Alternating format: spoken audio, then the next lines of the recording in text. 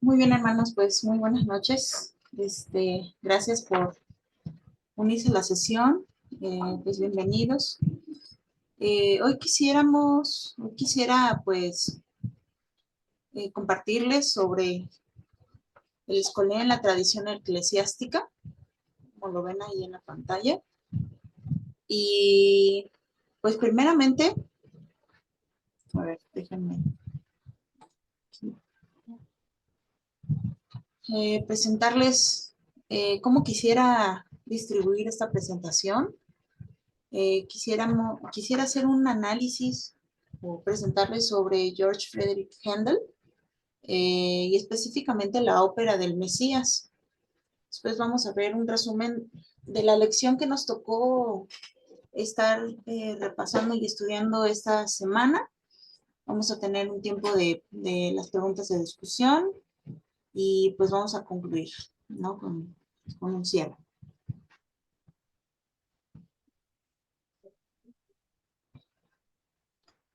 Bien, él es George Frederick Handel. Bueno, él fue un músico. Quiero compartirles eh, pues una breve reseña que encontré donde nos habla que él no fue un predicador, sino que fue un teólogo, perdón, que no fue tampoco teólogo o algún misionero, él fue músico, quizás fue uno de los músicos protestantes más grandes de todos los tiempos. Nació en 1685 en Alemania y nació al mismo tiempo o en el mismo año que Johann Sebastian Bach. Después de ser un músico consagrado, cayó en bancarrota luego de experimentar el fracaso con varias de sus obras. Pero de repente llegó el Mesías, que fue su obra más conocida. La obra fue compuesta en solo 3 semanas. Händel declaraba con frecuencia el placer que sentía al ponerle música a las escrituras y cómo la contemplación de muchos pasajes sublimes de los salmos había contribuido a sus composiciones. De hecho, es algo que vamos a estar, eh, lo vamos a ver en el documento de la letra de la música. Y bueno, el Mesías es una ópera que está dividida en 3 partes, ¿no? La primera parte nos habla del advenimiento y el nacimiento de Cristo. La segunda parte detalla la vida de Cristo, su resurrección, la ascensión al cielo, la predicación del Evangelio por los apóstoles y una visión de la victoria final. Y en tercer lugar, tenemos la celebración de la redención de la humanidad, y la resurrección final y la recepción de la vida eterna. Y esta sabemos que es producida por la muerte de Cristo. ¿Sí? Entonces, quisiera mostrarles esta parte. ¿Sí? Es la primera parte. Ustedes si ustedes revisan un documento que al final les puedo compartir, una liga de internet, de una página que detalla todo lo que incluye esta ópera, van a darse cuenta cómo está dividido. Pueden encontrar los diferentes, los cantantes, cuál es el momento en que ellos tenían que ir entrando, los que son aria, el recitativo, los sopranos, podía haber altos, el bajo. Entonces, también lo que van a ver es que todo tiene un sustento bíblico, ¿sí? Vamos a ver versículos desde Isaías, Malaquías, los Salmos, Romanos, Primera de Corintios. Papá. Okay. Hermanos, perdón, voy a hacer un breve paréntesis. Solo comentarles que me disculpen si en algún momento tengo que retirarme un momento por mi hijo Lucas. Todavía está chiquito y pues está lactando, entonces disculpen si me tengo que retirar por un momento. ¿Ok?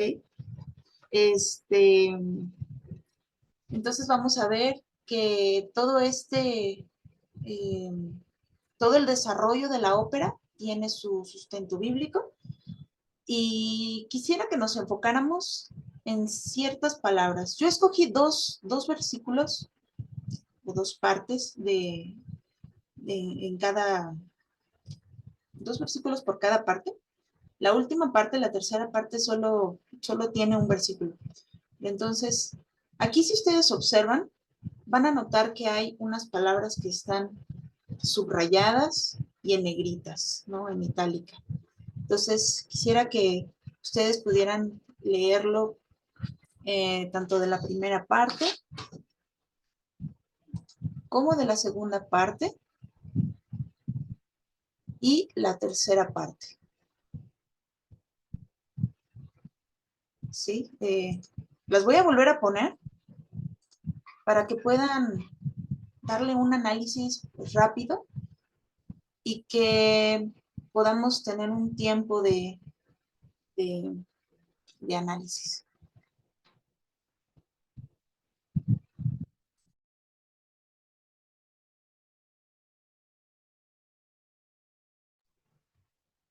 Voy a pasar a la segunda parte.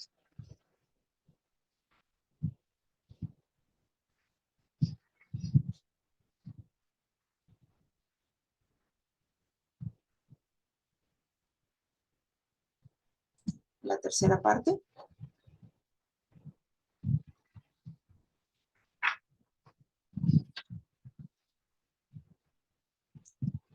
Bueno, bien, hermanos, quisiera que pudiéramos observar estos versículos.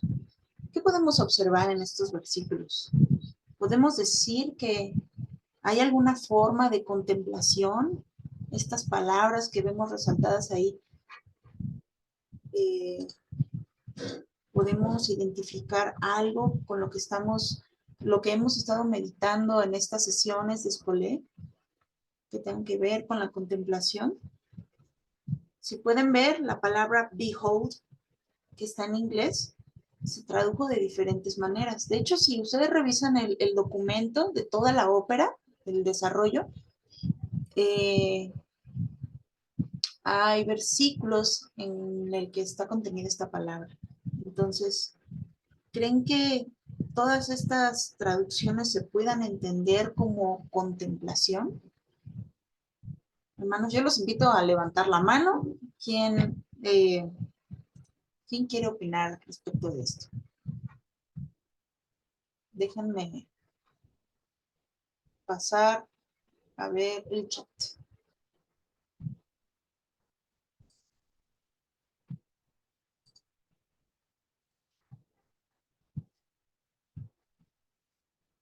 Hermanos, no sé si pudieran notificarme si alguien quiere participar. Creo que no me sale por aquí.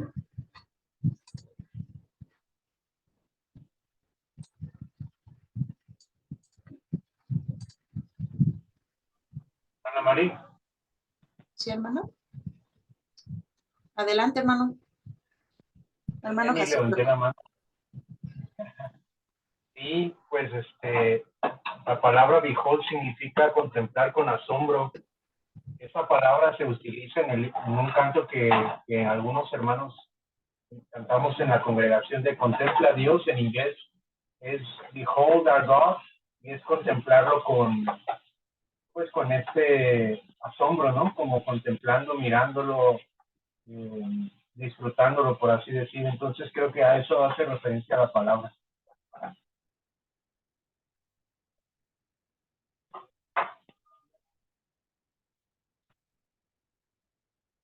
Sí, hermano, muchas gracias. Es verdad. Eh, yo creo que siempre estamos buscando que en la adoración haya esa contemplación de Dios y que no sea hacia nosotros, ¿no? El hermano Andrés nos compartía hace poco de una predicación que hablaba él le puso del memillo, ¿no? Cuando hablamos solo de que yo y a mí, y cuando en realidad deberíamos siempre dirigirlo hacia el Señor, ¿no? Pues muchas gracias, hermano. ¿Algún otro hermano o hermana que quiera apoyarnos para darnos su opinión?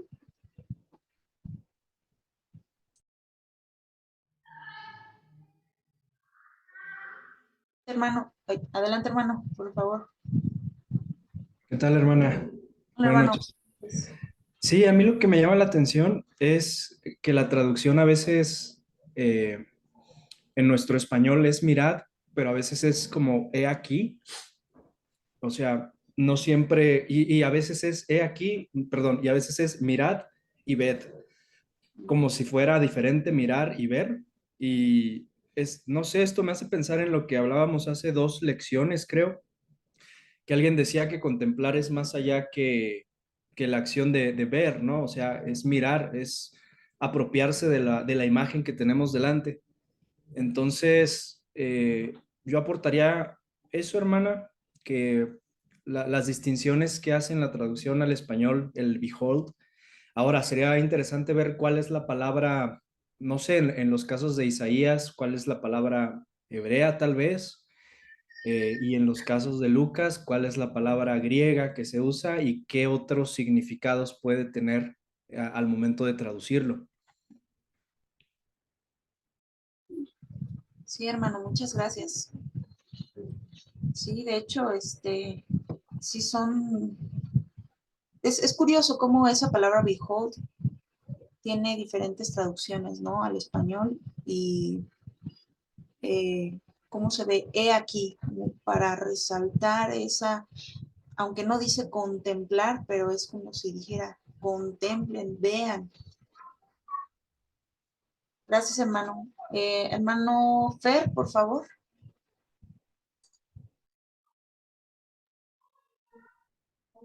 Sí, hermana, digo, me quedé meditando en la cantidad de veces que aparece esa palabra en los textos seleccionados para esta ópera, ¿no? En hebreo la palabra es giné. Esa es la palabra, son 3 letras hebreas solamente las que conforman esta palabra y tiene mucho significado esa palabra giné. Se usa para señalar algo, para eh, destacar algo, para llamarte a observar, a contemplar. Digo, por eso es que hay tantas traducciones o tantas formas de traducir según el contexto, entiendo yo, ¿no? Porque es una palabra muy sencilla y muy usada en el hebreo, ¿no? Cuando quieres llamar la atención hacia algún objeto, giné, ¿no? Eh, ahorita no recuerdo cuál es este salmo, pero es giné lo yanum, velo yisham, es donde dice, he aquí que no se dormirá el que guarda a Israel. Entonces tiene esa connotación de que observa, fija tu atención, mira detenidamente, ¿no? Y se usa constantemente para dirigirnos a contemplar a Dios, ¿no? Y aquí es lo que me hacía reflexionar, ¿no? El uso que se emplea en estos versículos que nos están llamando la atención a que veamos a nuestro Creador, veamos al Dios vivo, al Dios verdadero, ¿no? Y la obra que Él está por realizar según el contexto de cada pasaje.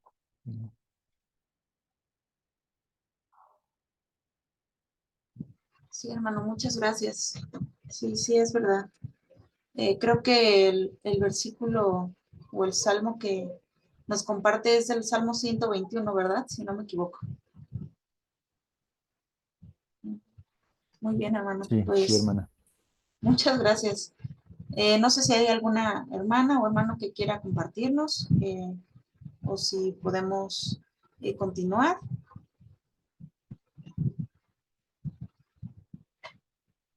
Ok, hermanos.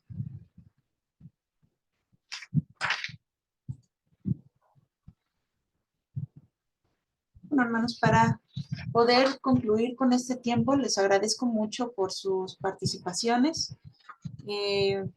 Me pareció muy interesante la oportunidad de poder meditar sobre la contemplación con Händel.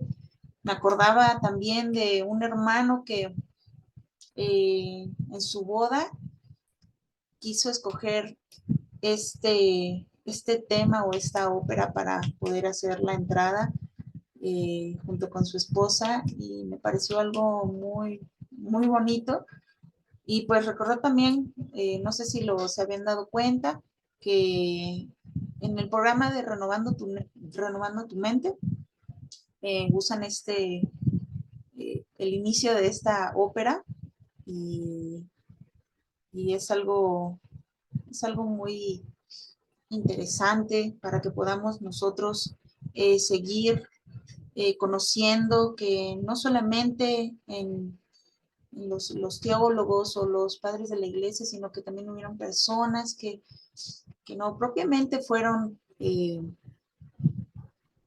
no fueron teólogos, como lo mencioné al principio, pero que estuvieron participando en el arte, en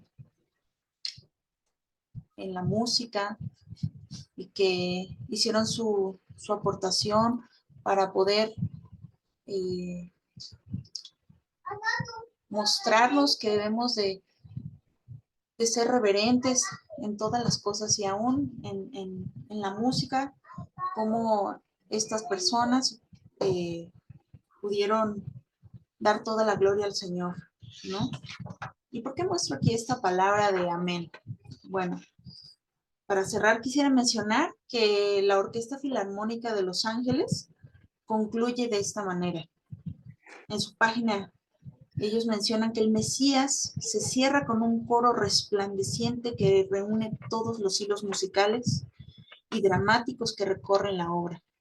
Es el coro más grande que ha escrito Händel, con una apertura que combina solemnidad y celebración, seguida de un amén fugaz de abrumador poder.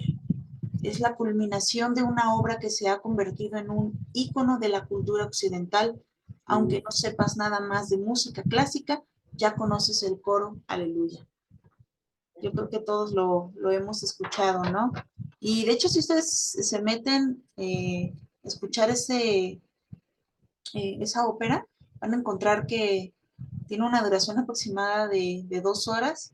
Y pues bueno, eh, les agradezco mucho, hermanos, que hayamos podido estar meditando un poco más en esto de la contemplación.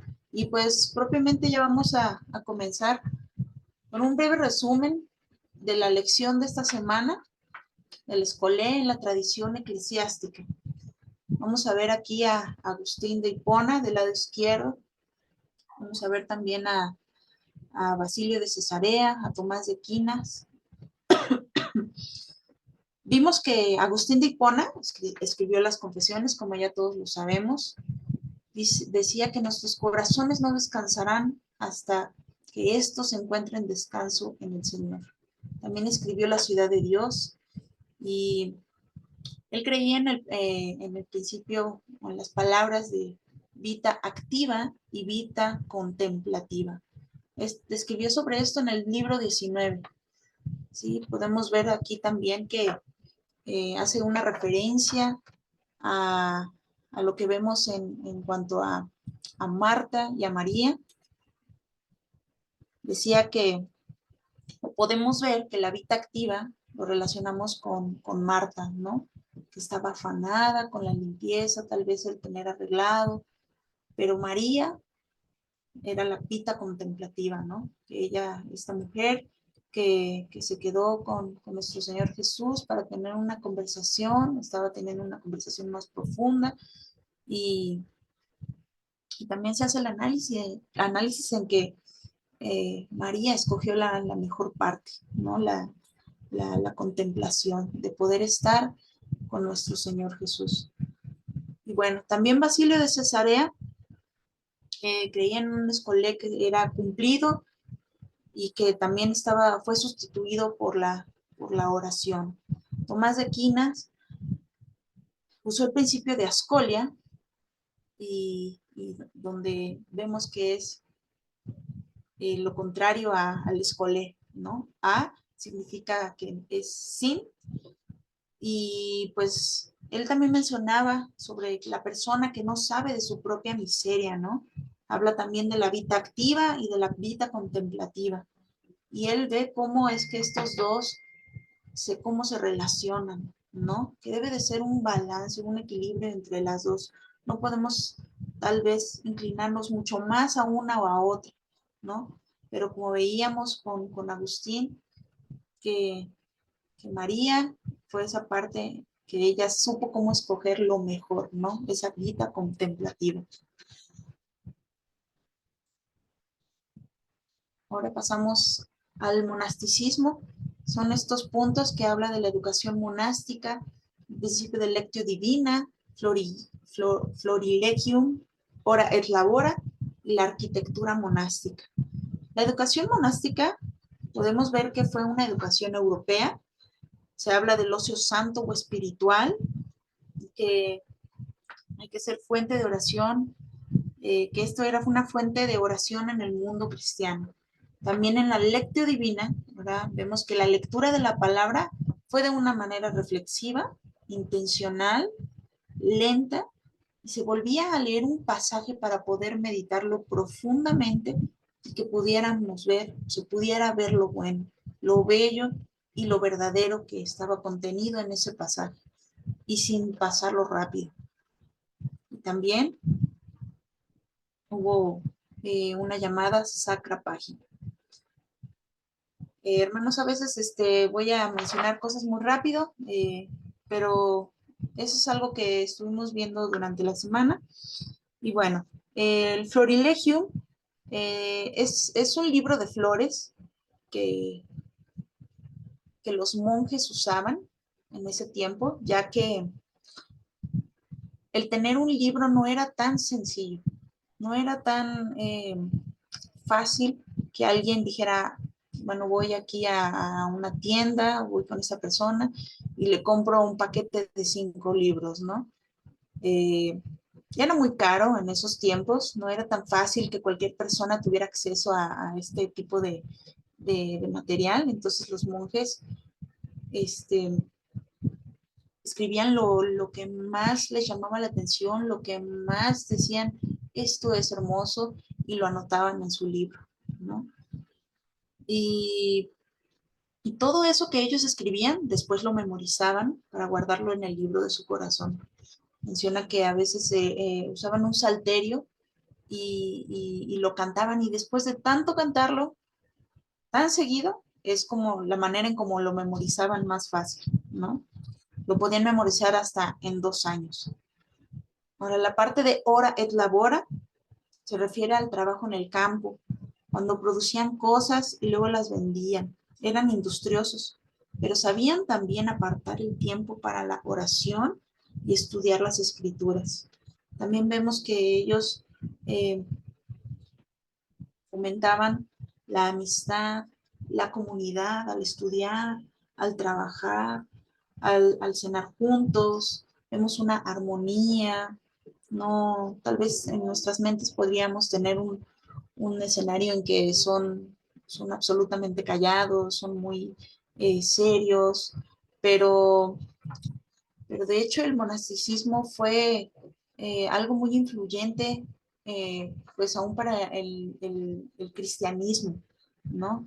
Y pues aquí podemos ver en esta imagen, es un monasterio que se encuentra en España, como parte de la arquitectura monástica, que es algo común que se veía, como las pinturas.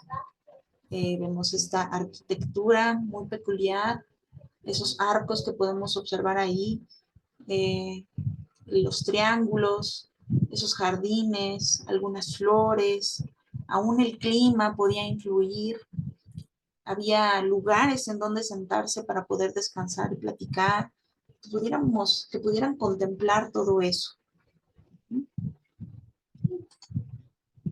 Ahora, la reforma. Yo creo que aquí hemos estado un poco más familiarizados con este tema, y Christopher Perrin señala estos 3 puntos: las enseñanzas de la iglesia, la actividad de energía, y Martín Lutero, Calvino, personajes importantes que podemos identificar en este periodo del tiempo. Pues sabemos que la reforma tuvo un énfasis enérgico y activo. Ellos se enfocaron mucho en este activismo, en esforzarse por propagar la sana doctrina. Querían ir a la fuente, ¿no? Hay una palabra ahí que se llama ad fontes. ir a la pureza, a las enseñanzas de la iglesia. Y pues sabemos que también pues en Inglaterra los monasterios fueron disueltos. ¿Sí? Martín Lutero menciona que Martín Lutero no era muy fan, digámoslo así, de los monasterios, aún sabiendo que él fue monje, ¿no? Y que estuvo en un monasterio, él no se inclinaba por esto. ¿Sí? Vamos a pasar a la siguiente. Los puritanos.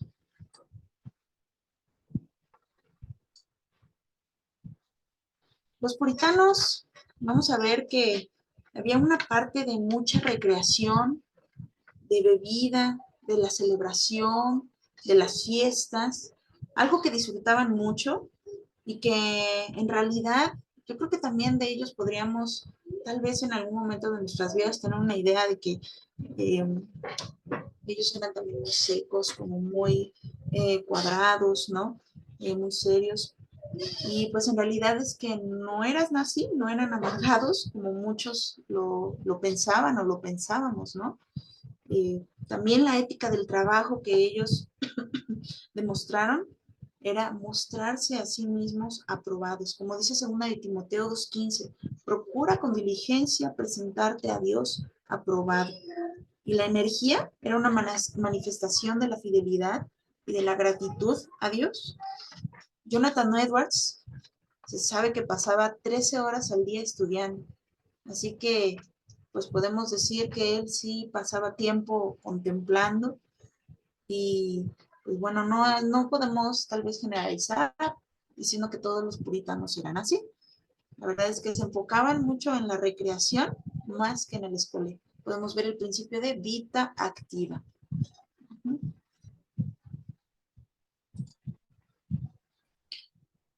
Vemos también que menciona a Joseph Pieper. Ya sabemos que es el libro que estamos tratando de poder leer. Sabemos que él fue un filósofo católico. Él decía que el escolé puede renovar la cultura. Creía en la actitud y en la disposición del alma. Y él propuso 2 condiciones para percibir la verdad, lo bueno y lo bello. Y estas condiciones era que pudieran tener apertura receptiva y silencio atento y la habilidad de celebrar un festín. También quiero mencionar que hubo un autor de un libro que menciona el doctor Perry. Él es un maestro. Hermanos, si me estoy equivocando, por favor me corrigen. Creo que es en la Universidad de Harvard, que le preguntaron qué era lo más importante a considerar en la vida laboral. Y lo que contestó este autor, hermanos, si me pueden apoyar ahí con el nombre, no lo recuerdo bien, es amigo del doctor, pero decía que era lo más necesario, que era el pensamiento crítico y la solución a los problemas, la colaboración a través de las redes y un dirigir por influencia, la agilidad y la adaptabilidad, tener una iniciativa y esta palabra se las voy a decir así, hermanos, entrepreneurialismo, tener una comunicación oral y escrita que fuera efectiva, tener acceso y análisis de la información y lo más importante, curiosidad e imaginación. Este autor y este maestro menciona que fue educado o es un gran promotor de la educación clásica y pues él mencionó que estos aspectos eran los más importantes a considerar para poder desarrollarse en el mundo laboral. Bueno, hermanos, ahora vamos a pasar a la parte de las preguntas de discusión. ¿Sí?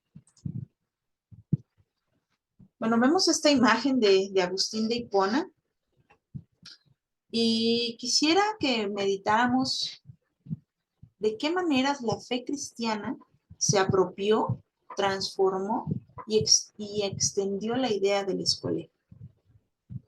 Hermanos, ¿quién quiere levantar la mano para poder analizar estas preguntas, poder meditar? Hermano Paco. Hermano. Buenas noches, aprovechando ya que ya estamos aquí físicamente.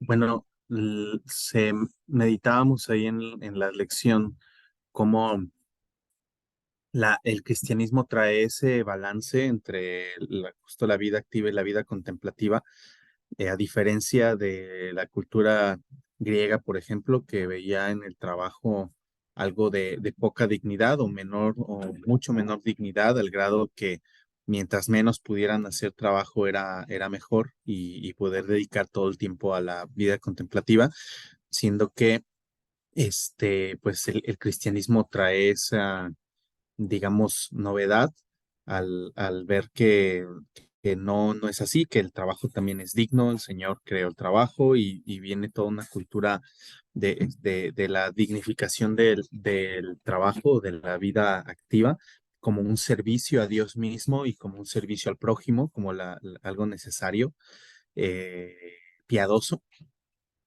Pero aún así mantiene también el escoleo, la vida contemplativa como principal, y también se diferencia de la cultura latina que veías meramente su idea del descanso pues era utilitaria y era meramente por el bien del trabajo y aquí no, pues es realmente pues, la búsqueda de lo divino y pues viene a ser lo principal, decía ahí, ¿no? Como el ojo izquierdo y el derecho, pues el derecho es la vida contemplativa o si el trabajo es bueno, pues el escolé viene a ser todavía mejor y prima sobre el trabajo, pero no de una manera que haya una negligencia en el trabajo. A grandes rasgos sería lo que recuerdo por ahí.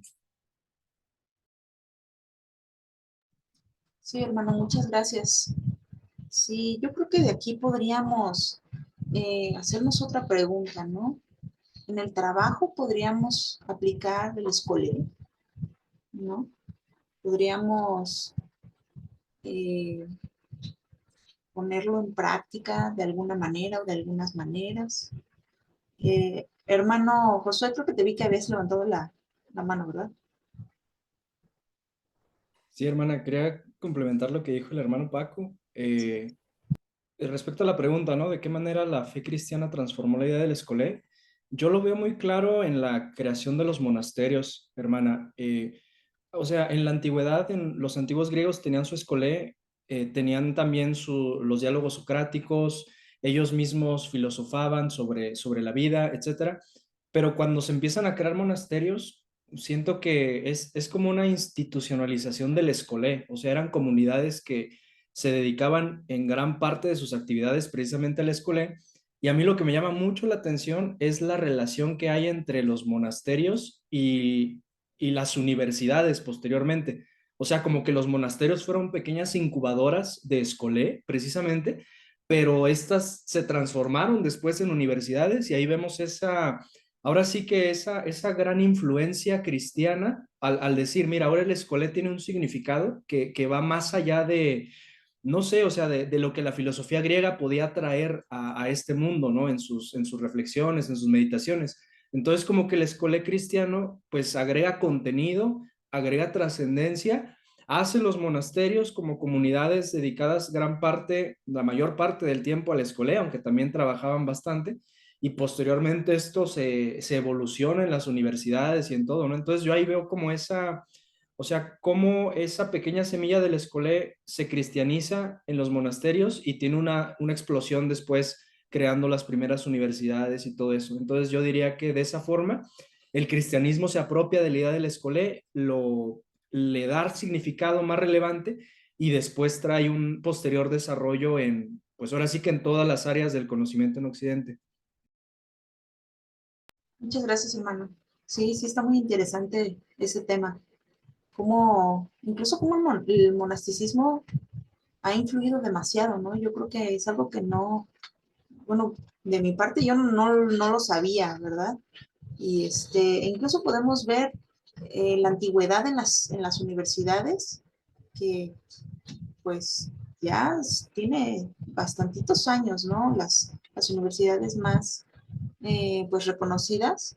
Y pues cómo fue que empezaron, ¿no? ¿Cuál es su contexto? Si eran los jesuitas, si eran cristianos.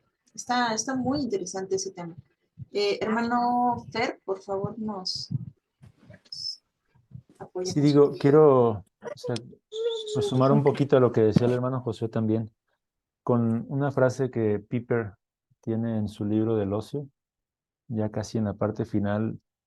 Él menciona: después de Cristo no hay sino una forma verdadera y válida de celebración de culto, hablando haciendo alusión al escolé, ¿no? Porque él está haciendo ahí un vínculo bien interesante, ¿no? Entonces, al meditar en esta pregunta, cuando la veíamos en la lección y ahorita que están compartiendo los hermanos, veo yo esa progresión. O sea, como cristianos entendemos cómo es que Dios creó todo el mundo, el cosmos, con el propósito de revelar a Cristo, o sea, de revelarse en Cristo, ¿no? De darse a conocer en la persona y obra de su amado Hijo. Y el hecho de que los griegos, a mí me impacta, me cautiva, el hecho de que los griegos, siendo criaturas hechas a imagen de Dios, llevaran a cabo esta práctica de contemplación. Sin embargo, no fueron capaces de llevarla más allá por causa de, no tenían esa revelación especial, ¿no? Pero en Cristo, cuando viene Cristo, ahora los cristianos pueden tomar, ¿no? Este principio, esta práctica, ¿no? Y la llevan, como dice Piper, ¿no? A su verdadera y válida, ¿no? Aplicación, digámoslo así, ya parafraseando un poco sus palabras, ¿no? O sea, es el cristiano en última instancia, lo que yo estoy pensando, quien se va apropiando de esta práctica, ¿no? Y la transforma y la extiende, llevándola a sus últimas consecuencias, no solamente a contemplar algún tipo de divinidad, como lo hacían los griegos, o simplemente la verdad como tal, o sea, sino los cristianos la fueron tomando a través de este desarrollo histórico que menciona el hermano Josué. En los monasterios sobre todo toma ese auge, pero para llevarlo a contemplar la culminación, ¿no? O sea, a nuestro Dios, el Dios vivo y verdadero, pero en Cristo, en su amado Hijo, ¿no? O sea, en última instancia creo que ese es el propósito, ¿no? Y es la forma en la que lo estamos tomando nosotros, este escolé, esta práctica. Queremos aplicarla para que nuestros hijos vean lo bueno, lo bello, lo verdadero, pero al final todo eso nos va a llevar, en última instancia, a, a nuestro Señor, ¿no? Entonces, eh, pues es como yo lo reflexiono en cuanto a esta pregunta. Sí, hermano, muchas gracias. No sé si haya alguien más que quiera compartirnos alguna respuesta. Hermano Paco, adelante. Pues digo, obviamente estamos tocando mucho estos temas también pensando en la educación y la contemplación de los temas que del conocimiento o de la revelación general, y justamente estamos analizando cómo eso, al ser verdad de Dios, proviene de Dios y debe de contemplarse con esa solemnidad. Pero creo que la mejor manera, y nosotros especialmente siendo creyentes, es entender eso a la luz de la manera en la que contemplamos la revelación especial, muy en línea con lo que acaba de decir el hermano Fer.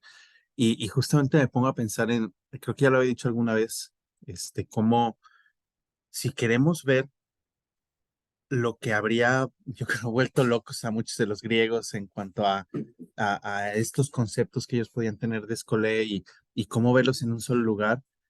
Basilio decía ciertamente la oración y yo creo que por supuesto que, que es correcto, es una parte de escolé, una contemplación personal en tiempo separado. Sin embargo, creo que no hay nada mejor que el día del Señor y específicamente con el pináculo de la Cena del Señor, pensando como decía en su libro Piper, ¿no? Que el intelecto se posa a contemplar, justamente es como si estuviera sentado esperando que recibir de Dios esa iluminación o ese entendimiento de la verdad, de todos estos conceptos trascendentes y que eso lleva tiempo y hay que estar ahí como esperando que venga. Y en el Día del Señor más bien es una invitación, es una fiesta en donde se nos dice, aquí se va a repartir, o sea, se va a repartir en abundancia, o sea, no hay necesidad de estar allá. Bueno, obviamente mientras uno está afuera también lo hace, ¿no? Pero, pero mientras uno está afuera viendo a ver si cae un poquito de esto, en el Día del Señor tenemos esta derrama abundante, es estar en esa actitud de recibir, estamos en comunidad, hay comida, bebida, música, envolvente en todos los sentidos, están involucrados. Entonces, hay amistad, qué mejor que la comunidad cristiana, unidad, y se está contemplando aquello que es más digno de contemplarse. Entonces, es como el ejemplo en donde de manera ideal creo que se dan todos estos elementos de los que hemos estado hablando y obviamente pues está lejano a cómo podemos, o sea, eso es algo hecho por Dios, diseñado por Él de una manera especial y obviamente todo lo demás va a ser supeditado a, pero creo que al ver en la iglesia esto, podemos entender mejor cómo esos elementos se ven y curiosamente nosotros los vivimos y cómo podríamos, entendiendo que lo hacemos, o sea, no es simplemente tomar algo utilitario para la vida secular, sino es entender que estamos persiguiendo verdades trascendentes en medio de este mundo creado y de nuestra experiencia humana, poder digerir y entender estas verdades trascendentes. Seguimos hablando del Señor y podemos abordarlo con esa solemnidad, con esa búsqueda, con esa comunidad, con todos estos elementos en la medida de lo posible y replicar lo que tenemos en el Día del Señor.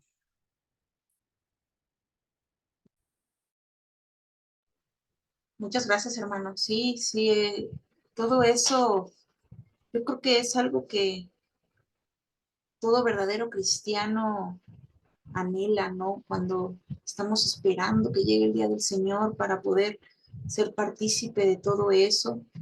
Y sí, es algo en lo que estaba meditando toda esta semana y desde que empezábamos el curso, ¿no? Yo creo que es la mejor forma de ver el escolé. Lo vemos en la iglesia cuando estamos en comunión con nuestros hermanos. Pues hermano Josué, adelante. Bien rápido, hermana. Se me estaba ocurriendo otra aplicación pues de cómo el cristianismo transformó el escolé y yo lo veo en lo que se le llama el calendario litúrgico, hermana. O sea, sabemos que como protestantes no tenemos días litúrgicos que no sean el día del Señor, pero, o sea, históricamente, pues la Iglesia Católica, la Iglesia Ortodoxa tiene días litúrgicos. Por ejemplo, ayer creo que fue el día de San Juan, me parece, o antier, no recuerdo. ¿Cuál es el punto, no? El punto es que estos días, o sea, ahorita carecen totalmente de significado. O sea, las personas es un día más, y sin importar que seas practicante católico o no, pero los días se supone que tenían un sentido de conmemoración, en la vida y piedad de X santo, de poder hacer cierto tipo de oraciones, cierto tipo de asamblea, etcétera. Y yo lo contrasto, hermana, con los días patrios. O sea, por ejemplo, los días patrios se supone que tienen el mismo propósito, pero en un aspecto secular. O sea, pero uno se da cuenta cómo carece de sentido, por ejemplo, vamos a conmemorar a los héroes de, no sé, que batallaron en el castillo de Chapultepec. O sea, es como tratar de hacer de forma artificial algo que la liturgia por lo regular ya hace y que se supone es el propósito de los días litúrgicos. Entonces digo, el ejemplo más claro es el día domingo, ¿no? O sea, tenemos esa celebración, pero ya los hermanos hablaron mucho de eso. Entonces yo recordaba esa parte, hermana, de que como tal el hecho de que existe un calendario litúrgico, que tengamos un calendario gregoriano, o sea, es justamente esta gran aportación que hizo el cristianismo al rescatar el escolé como una práctica de, pues, de las culturas clásicas y traerlo a un mundo ya cristianizado con un fin que en la actualidad ya no tiene ningún sentido práctico. O sea, ya se perdió el propósito de tener días conmemorativos, ahora tienen otras connotaciones, se dedican a otras cosas, pero originalmente tenían un propósito muy relacionado con la idea del escolé. Sí, sí es verdad. Y yo creo que nada más nosotros esperamos a que lleguen esos días y sabemos que son para descansar, ¿no? Eh, no lo vemos así como decías, hermano, como para conmemorar la fecha en sí. Nada más, pues, lo buscamos o lo vemos y así es yo creo que la perspectiva de todos los mexicanos, ¿no? Que, que estamos buscando o esperando que sean esos días, pero no tiene ya una relevancia de que tome una importancia de que quiero conmemorar a esas personas, ¿no? O esos hechos. Hermano Alex o hermana Karen, adelante. Hola hermanos, buenas noches. Disculpen el atrevimiento. Está leyendo el PDF que mandó el hermano Fernando y lo que han estado comentando ahorita, hermanos. Y de repente me hizo pensar, ¿no? Un poquito acerca de, ok, entonces, ¿cuál sería el ideal de lo que hemos visto en lo que se ha transformado la meditación y a través del cristianismo también, como cuál sería el ideal, ¿no? Y veo que de momento a simple vista pudiera parecer que no sé, o sea, el monasticismo era algo bueno en ese sentido, ¿no? Retomando el tema del escolé. Pero digo, al final de cuentas sabemos que el monasticismo no era algo, pues, totalmente bíblico, ¿no? Entonces me hizo pensar y me recordé muy rápido acerca del libro de Joel Vicky, acerca de la espiritualidad puritana. Me hizo recordar un pasaje, bueno, que es un capítulo precisamente acerca de la meditación. Y de hecho, bueno, me gustaría leerles un poquito acerca de lo que dicen porque me parece demasiado bueno. O sea, a mí lo que me parece es que quizás, bueno, en lo que yo estaba pensando acerca del monasticismo, dije, parecería que es como el ideal para el escolé, ¿no? Pero creo que viendo el ejemplo de los puritanos, creo que, bueno, a mi consideración, hermanos, igual y podrían corregirme, creo que ellos pues ahora sí que lo llevaron a la práctica de la manera más adecuada, quizás. Dice, por ejemplo, en el capítulo 4 del libro de Joel Vicky, dice que, bueno, habla acerca de la meditación como el reflexionar o musitar, ¿no? Un tema, estarlo como rumeando, por así decirlo. Y dice que los puritanos jamás se cansaron de decir que la meditación bíblica implica pensar en el Dios Trino y su palabra, anclando la meditación en la palabra viva, Jesucristo, y en la palabra escrita, la Biblia. Los puritanos se distanciaron del tipo de espiritualidad falaz o misticismo que acentúa la contemplación a expensas de la acción y acude a la imaginación a expensas del contenido bíblico.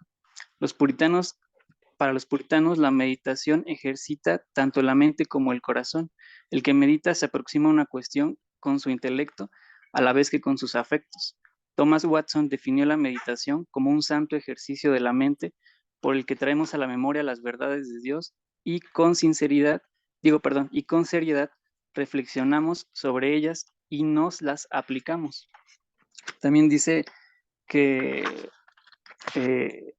no se puede ser un cristiano sólido sin meditar, como dijo Thomas Manton. La fe es flaca y pronta a desfallecer, a menos que se alimente con continua meditación en las promesas. Como dice David, si tu ley no hubiese sido mi delicia, ya en mi aflicción hubiera perecido. Watson escribió, un cristiano sin meditación Es como un soldado sin armas o un trabajador sin herramientas. Sin la meditación, las verdades de Dios no permanecerán con nosotros. El corazón es duro y la memoria olvidadiza, y sin la meditación todo está perdido. Entonces, digo, los puritanos aquí también habla acerca de que ven dos formas de meditación, ¿no? Sino la ocasional y la deliberada. Entonces, bueno, ese era como mi comentario, hermanos, como el querer ver como cuál podría ser un buen ejemplo acerca de la meditación, ¿no? Bueno, dentro de la forma histórica. Digo, parecería que el monasticismo era lo más adecuado, pero digo, los puritanos, bueno, a mi parecer es como el mejor ideal, por así decirlo, donde lo ven como activo, como pasivo, como una combinación perfecta, por así decirlo, hermanos. Y bueno, ese era mi comentario. Sí, hermano, muchas gracias por compartirnos este texto. Hermanos, ¿les parece si pasamos a la siguiente pregunta? Nos estamos ya acercando al tiempo final. Hermanos, aquí vamos a ver dos fotografías. La primera vemos es nuestra iglesia. Es una representación. La escogí porque yo creo que representa perfectamente lo que ya hemos estado platicando durante la sesión, ¿no? Y pues abajo también podemos ver otra representación de Escolé, que como tal, yo sé que allá en la iglesia de Guadalajara ya la comunidad lo han estado aplicando ya un poco más o un mucho más. Gracias al Señor por eso. Y pues, miren, vamos a ver qué encarnaciones o prácticas del Escolé desarrolladas por la fe cristiana podrían ser adoptadas e implementadas de alguna manera en estos días. Hermanos, ¿quién nos quiere apoyar con su respuesta?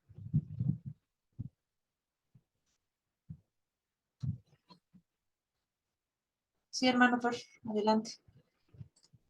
Yo creo que ya estábamos metiéndonos un poquito en ese tema hace un momento, ¿no? Ya se estaba compartiendo algunas formas.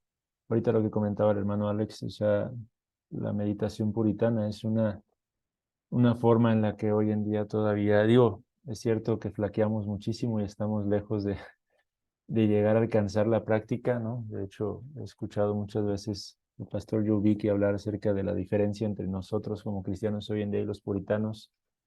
Es nuestra seria deficiencia, ¿no? De estas prácticas, la oración, la meditación. Pero creo que son algunas de las prácticas, ¿no? Que se fueron desarrollando en la historia del cristianismo y que hoy en día implementamos o deberíamos y podemos implementar, ¿no? Para llevar a cabo un tipo de escolé, ¿no? O sea, en lo personal, digo, en lo individual, ¿no?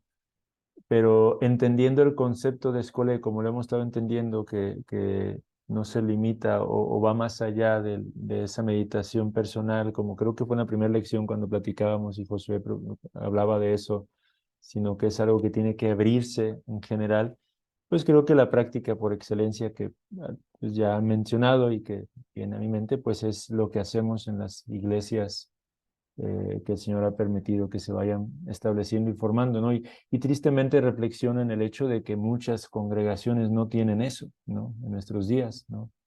Gracias a Dios porque es una práctica que hemos llevado a cabo ya durante un buen tiempo en medio de nosotros. Ahora creo que tenemos que madurar y crecer y aprovechar más correctamente ese tiempo ágape, ¿no? De hecho, el otro día practicábamos, Héctor y yo, respecto a la liturgia en Guadalajara, ¿no? Eh, Tratando de entender cuál es el propósito, por ejemplo, del culto por la tarde que se tiene después del ágape, ¿no? Y, y decíamos o veíamos cómo providencialmente creo que las cosas se han ido acomodando. Ahorita Paco creo que es quien mencionaba la cena del Señor, ¿no? Porque platicábamos Héctor y yo y decíamos, hermano, es que sin querer creo que se ha estructurado una liturgia que nos va dirigiendo, debería irnos dirigiendo de esa manera, ¿no? Comenzamos con un estudio más como formal, después pasamos al tiempo del culto, la adoración, tenemos la meditación de Cristo, la contemplación de Cristo en el Antiguo Testamento, luego el sermón, luego el ágape para poder reflexionar, dialogar, que ese es el punto tal vez donde tenemos que desarrollar un poco más cada uno de nosotros ese aspecto de escolé, el poder seguir hablando y conversando acerca de lo que Dios nos mostró, cómo pudimos contemplar a Cristo, aquello que es bueno, verdadero, digno, ¿no? Y después del ágape llega este tiempo cumbre, ¿no? O sea, que nos lleva a contemplar de una manera gráfica, ¿no? El sacrificio de Cristo a través de la Cena del Señor, que es como lo hacemos aquí en Guadalajara. Entonces, bueno, creo que esa es la forma por excelencia, hermanos, que se me viene a la mente en estos momentos, ¿no? Pero dejo el lugar para que... Muchas gracias, hermano. Hermano Josué, adelante. Gracias, hermana. Sí, yo también iba a hablar algo de la liturgia, hermana. Dos puntos. Uno, yo creo que parte del escolé también implica el silencio.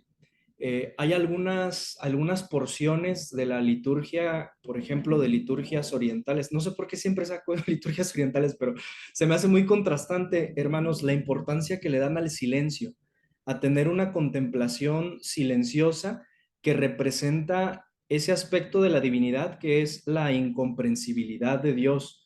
Yo creo, hermanos, que tal vez por nuestra cultura somos una cultura ajena al silencio, ¿no?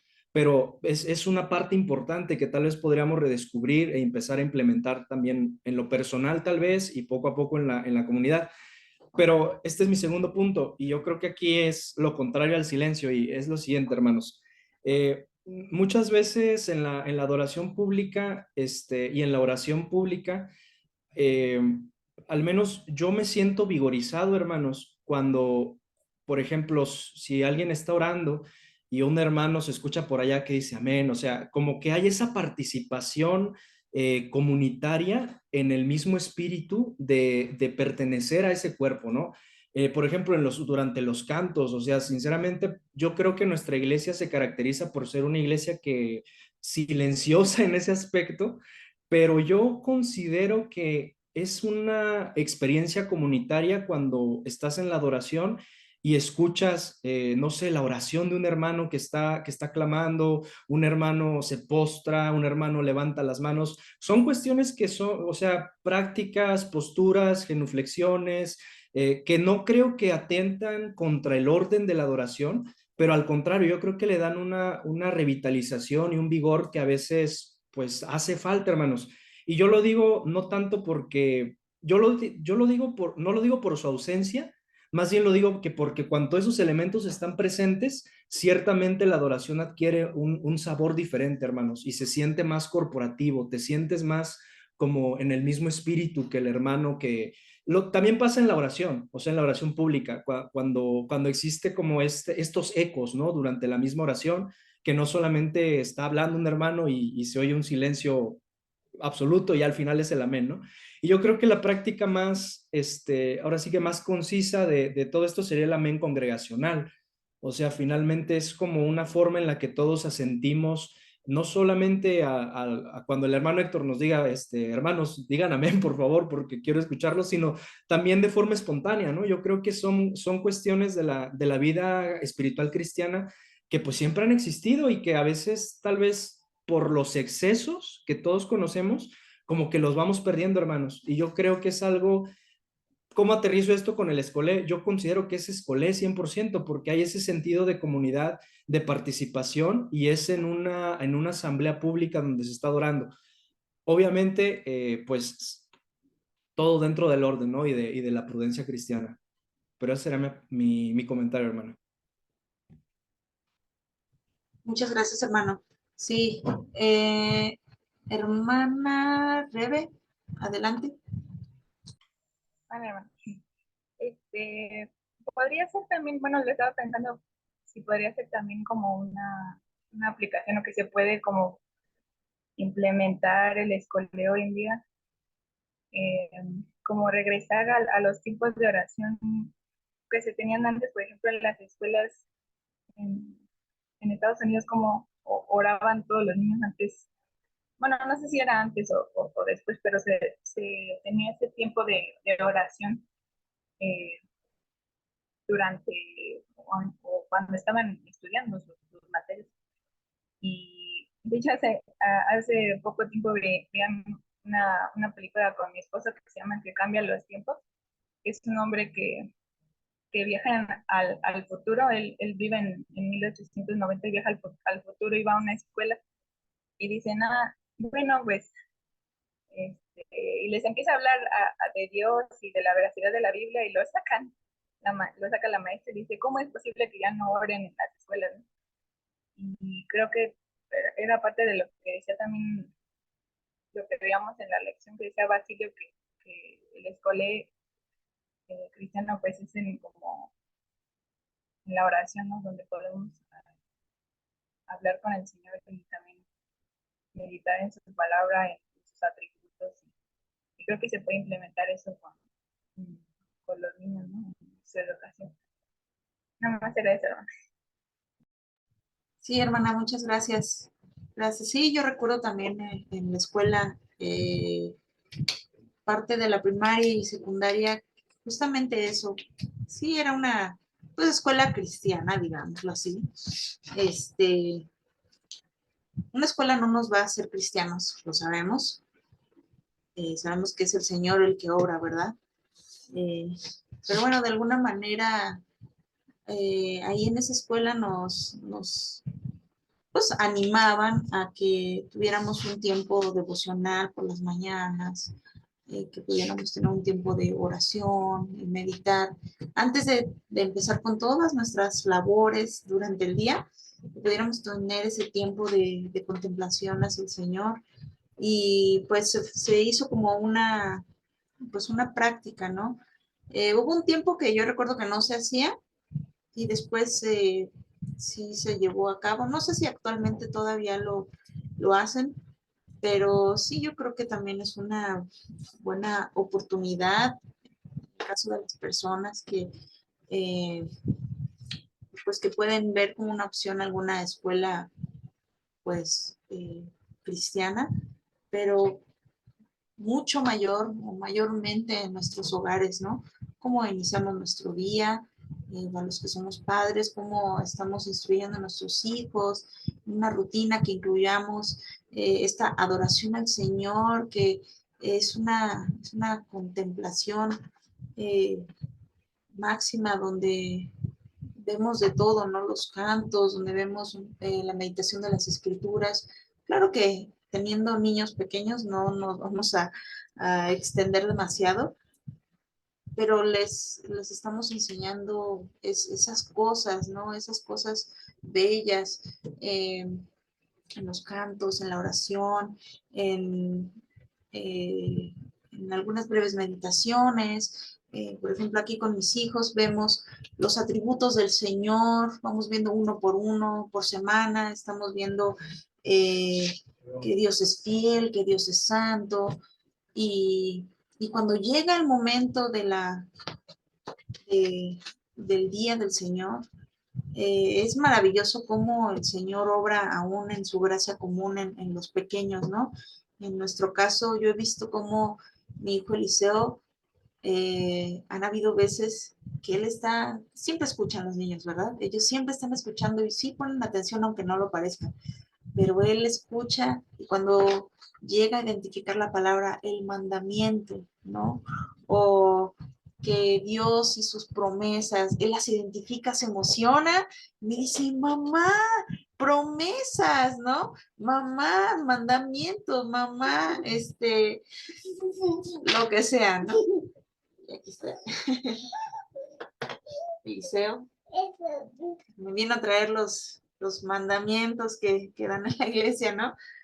Y eso es algo que me llena o nos llena de mucho gozo porque dices, este trabajo que se está haciendo con ellos no es en vano, ¿no? Hay que perseverar en estas cosas que valen la pena, que van a estar nutriendo su alma y que esperamos que en la misericordia y en la voluntad soberana del Señor los salve algún día de estos, ¿no?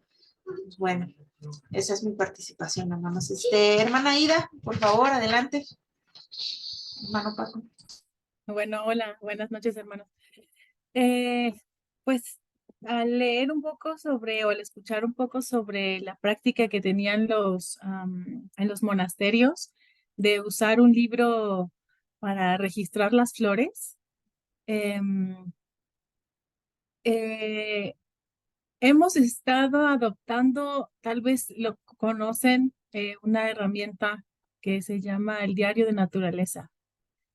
Se me hizo muy, pues, muy parecida a la manera, el fin que tiene hacer un diario de naturaleza. Esto, bueno, de hecho, es para todos. Es eh, registrar, pasar un tiempo específicamente de exploración y elegir algo pequeño que quieras observar de la naturaleza y registrarlo, pintarlo y escribir lo que ves, lo que hueles, lo que tocas, eh, escribir lo que sientes en ese momento cuando estás observándolo, si te recuerda un poema, si te recuerda algún versículo, si te hace meditar en las misericordias de Dios o en los atributos de Dios, y lo puedes registrar. Y bueno, es una práctica que tengo algunos meses aterrizando en casa y de verdad que esa vida activa nos consume bastante porque debe ser un tiempo especial para eso. Y creo que en la medida en la que vamos adoptando esas cosas, también los niños van desacelerando. Nosotros empezamos a desacelerar. Cuando nosotros salimos, trato de hacerlo una vez por semana y es el día del diario de naturaleza. Salir, hacemos un pequeño picnic fuera de casa y pasamos tiempo buscando, explorando, viendo y luego llevamos la flor.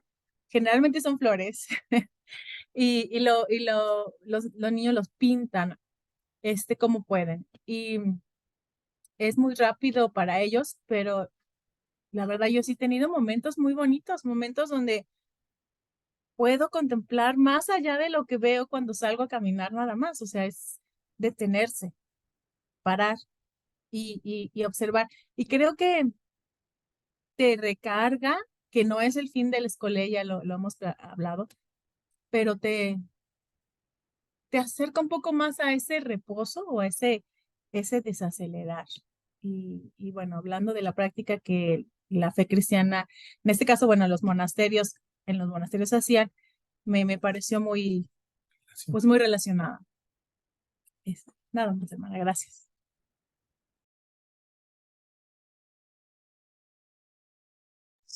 Sí, hermana, muchísimas gracias por compartirnos esta experiencia. Hermano Jaciel, adelante. Hola hermanos, buenas noches. Pues me vino a la mente ahorita que hablábamos acerca del Día del Señor y de tener presente pues la palabra y estar meditando.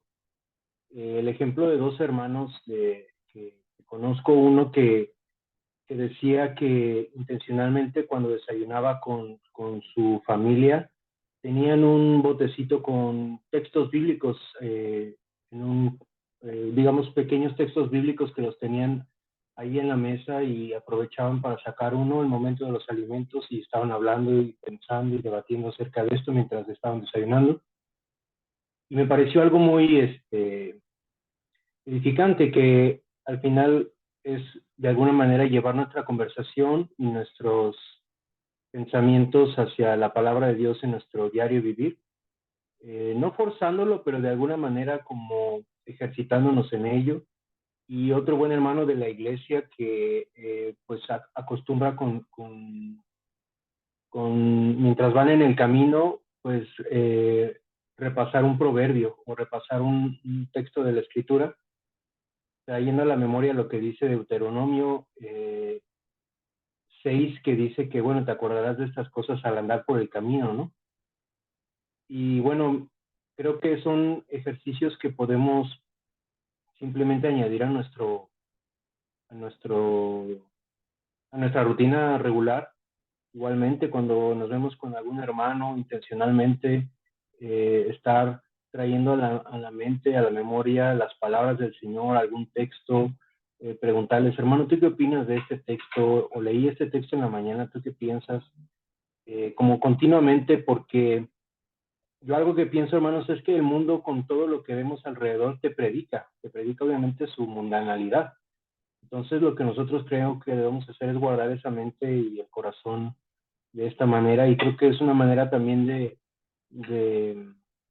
encontrar ese descanso y volver nuevamente al gozo y a las promesas del Señor que nos mantienen en paz en medio de este mundo, ¿no? Que está como, pues recientemente en todo este mes muy sumamente pues, pecaminoso, ¿no?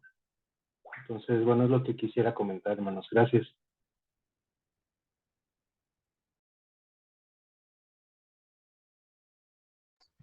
Muchas gracias, hermano. Hermano Fer, adelante. Hermana, creo que ya se nos fue casi el tiempo, pero no quiero dejar de mencionar esto que ahorita venía a mi corazón, con carga más pastoral en ese sentido. Hermanos, digo, trayendo una última aplicación, quizá no sé si la hermana de una última participación más, pero ya estamos en tiempo. A menudo me he tocado cuando atiendo algunas pláticas con hermanos, hermanas, de pronto expresan que de pronto no saben de qué hablar en el ágape, no saben qué compartir. Y creo que este tema nos lleva a esa aplicación, digo, regresando a la aplicación directa de nuestro culto, nuestra adoración, el Día del Señor.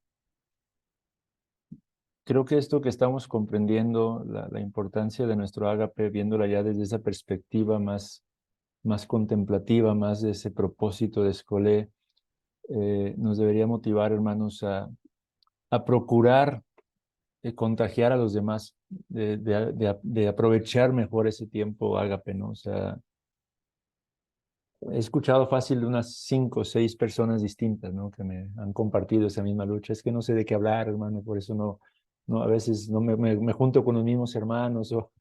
Y yo siempre les he dicho eso y ahora más me confirma esto, hermanos.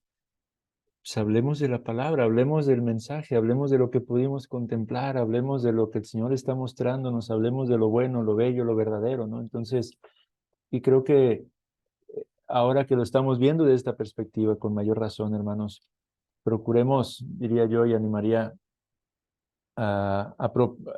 propiciemos esto en las iglesias locales, hermanos. Propiciemos esta interacción en el tiempo ágape. Aprovechemos ese momento para que vayamos contagiando a los demás, acercándonos incluso a aquellos con los que no solemos platicar mucho, hermanos, para tratar de involucrarlo, hermano.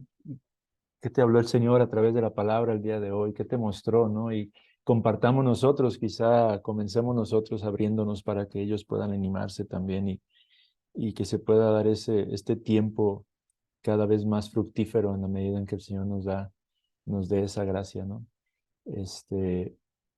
Digo, no quería dejar de comentar eso, hermanos, porque ha habido muchas veces comentarios cuando hay algún tipo de consejería, hermanos, hermanas, que tienen algún tipo de lucha, que no logran relacionarse con otros miembros, sobre todo México, Guadalajara, que son iglesias que cada vez van creciendo más, de repente se puede hacer difícil la interacción con todos, ¿no? Pero una forma de poder acercarnos e interactuar con otros hermanos es precisamente, ¿no?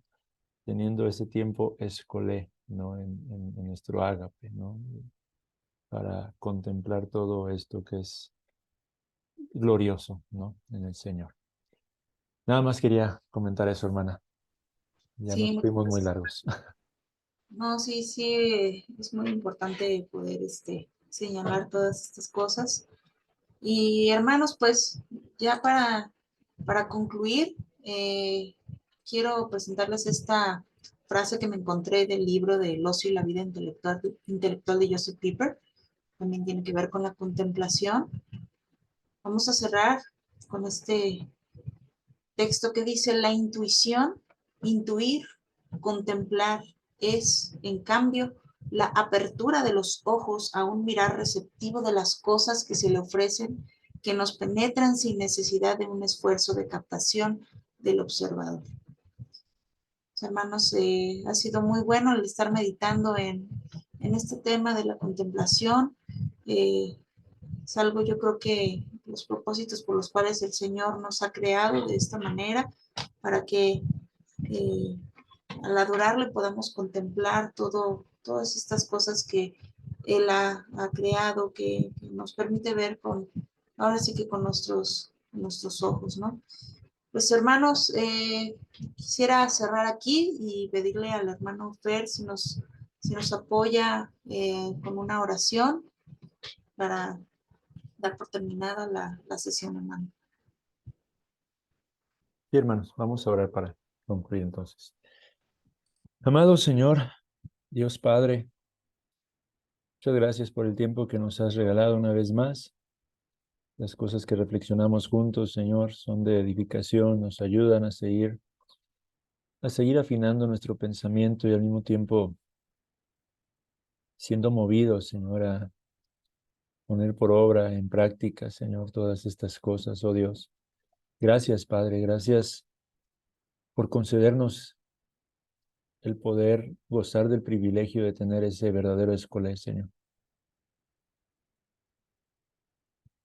Eso que no pudieron disfrutar los antiguos griegos, romanos, Señor, pero que a nosotros nos concedes el disfrutar porque te ha placido darte a conocer de manera particular, Señor, aun cuando somos tan indignos, Señor, pero en Cristo te has dado a conocer y ahora nos permites ver, Señor, a través de tu creación, más de tu gloria, Señor.